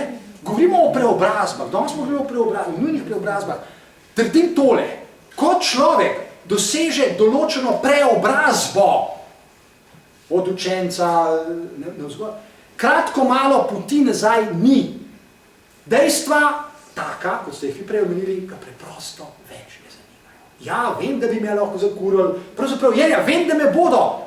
Ne, Jan Hus bi mi rekel, ja, itak, da me bojo, saj že stojim na Grmadi. Ne, se pravi, bolj brutalnih dejstev si pa res ni mogoče misliti. Ampak še takrat reče, I don't give a damn. Dej, zakur. In tako je bilo. Se pravi, čeprav vse v nas, in tle pride do izraza Freudov gon smrti, veste, gon smrti ima mene veze z smrtjo, pa z ubijanjem, pa pobijanjem, tako kaki. Ne? Gon smrti je sila, ki se v resnici ne moramo upreti. Lahko poskusimo, ok, ne bom več govoril, bom tiho, prav, bom umolknil, ali pa bom se obnašal skladno s tistim klišejem, ki ga imajo ljudje zelo radi, ne, vsak človek ima svojo ceno, vsakega se da podkupiti. Ne? Ampak, dajmo pogledati še iz drugega zornega kota, obstajajo ljudje, na žalost jih ni veliko, ne? Ampak obstajajo in to je pomembno dejstvo. Če nas že kakšno dejstvo zanima, nas bi morali to dejstvo zanimati. Obstajajo ljudje, ki pa, ne vem, naprimer, Chomsky, recimo, je velikrat to rekel. Ja, profesor Chomsky, ne vem, pa še pri teh letih, lejte, že zdavne bi bilo lahko se je, ne, zakaj vam je treba še Zato njegov odgovor je vedno enak. Zakaj to počnem? Zato, ker ne morem samemu sebi v špegu pogledati. Ja, imate prav, cajt je, da bi se že zdavne umiril, nisem več, ne vem, najstnik, ki se zaletava z glav. Chomsky se pri 83 zaletava in pravi, jaz se bom še. Nekaj naddoloča, no, naša dejstva. Ko v svojih preobrazbah pridemo dovolj daleč, nam je to jasno. Martin Luther, njegov stavek je tudi pomenljiv. Martin Luther je na zaslišanju rekel tole, ko so ga spet prosili oziroma mu rekli, odpovej se svojim knjigam, ki so tam bile pred njim in vse bo v redu. Sam reč, da se jim odpoveduješ, da neš nikoli o tem predaval itd. Pazite, njegov stavek je še bolj pomenljiv. On ni rekel samo ne bom. On je rekel, ne morem, tudi če bi hotel. Think about it. To je ta prav stavek. Tudi če se vse v meni upira, ker sem krval pod kožo, ja, na nek način sem podkupljiv, tako kot drugi, tudi če bi hotel to svojo naravo uveljaviti in bi nihče ne bi mogel učitati, kdo pa lahko komu učita, če na grmadi reče, ok, prav, lejte, dobro se pa odpoveduje, daj samo odveš me pa. Ne? Nihče pravzaprav ne bi mogel učitati. Ampak to, kar hočem tukaj zagovarjati, ni dejstvo je tako, ne vem, ljudje so polni klišejev, lej, nehi govoriti o tem, živimo v skorumpiranem svetu, vedno je bilo tako, da so bili gospodari in hlapci. Ja, vse to vem, saj nisem neumen. Mene ta plat zgodba pravzaprav ne zanima toliko, kot me zanima neka druga plat. Ja, ampak vse so bili posamezniki, ki kot Sokrat in tako naprej, ki so se upirali čist vsem empiričnim dejstvom. In vsemu vedenju in vsemu znanju, ki so ga imeli. Se tudi oni niso bili neumni. Ja, vemo, da je bilo tako, vedno so gospodari, ja, vedno eni, ja, vemo, da je inkvizicija, seveda, jasno nam je, da nas lo zakurja, sem vsak dan so kurjali ljudi povsod okrog, pa vendar. Ja, lahko me zakurite, seveda me lahko zakurite, mislim. Ja. Ampak ne bom utihnil, ne odpovem se. To je narava singularnosti. To je tisto, kar je za mnoge ljudi popolnoma razumljivo. Mislim, pa zakaj to delaš? Daj mi eno razlago. Ampak štos je, da singularnih dejanj ne razlagamo, ker jih ne moramo. Edini odgovor na vprašanje, zakaj si to naredil, je zato. Ljudje čutijo klic v bistvu. Sej, to je Thanatos. Thanatos je sila, ki si pravzaprav ne moreš opreti, tudi če hočeš. Čeprav seveda, zdaj smo spet, pa moramo pa nehati, če gremo na nekih začetnih ravneh človeških preobrazb, se še da manipulativno obnašati. In iskati izgovore, zakaj raj ne bom, raj ne danes, se jaz sem na tvoji strani, sam raj ne tega povedati, se jaz te ne tiham te podpiram, sam ne mojega imena uporabiti. Na neki ravni še to lahko počnemo in tle nas držijo. Tle nas držijo. Lej, raj tih bodite, ne mislite, lej, tam je fuzbal, pejte tja v trgovino, kupite to, kupite uno. Ampak preobrazbe so vse eno inevitable, se pravi neizogibne. In tle pa leži optimizem. Saj, če jaz ne bi, pol kaj ne bi bil, ne? Zakaj sem pa danes tle 2 ure vesel? Ja. Sej v tem je štos, ne? Zato sem tudi prej parkrat rekel, to je krasen miselni eksperiment. Samo pomislite, ne, čez 2000 let, vse to bo že zdavnej pozabljeno, razen kakšne zapiske, če bojo sploh še ostali ljudje. Sej češ, sej res mater. Ne. Ali pa če obrnete logiko, rečete, poglej, Sokrat je mrtev 2400 let skoraj, ne, pa še zmeraj se z njim ukvarjamo. A se kdo mogoče ukvarja z njegovimi dele, ki so bili porota, pojma nima, dobro, kakšni že vemo, kdo so bili, ampak nas ne zanimajo. Ne? A nas zanima, kaj je inkvizicija počela pa kaj so tisti ljudje, spomni se noben, Galileja se pa spomni.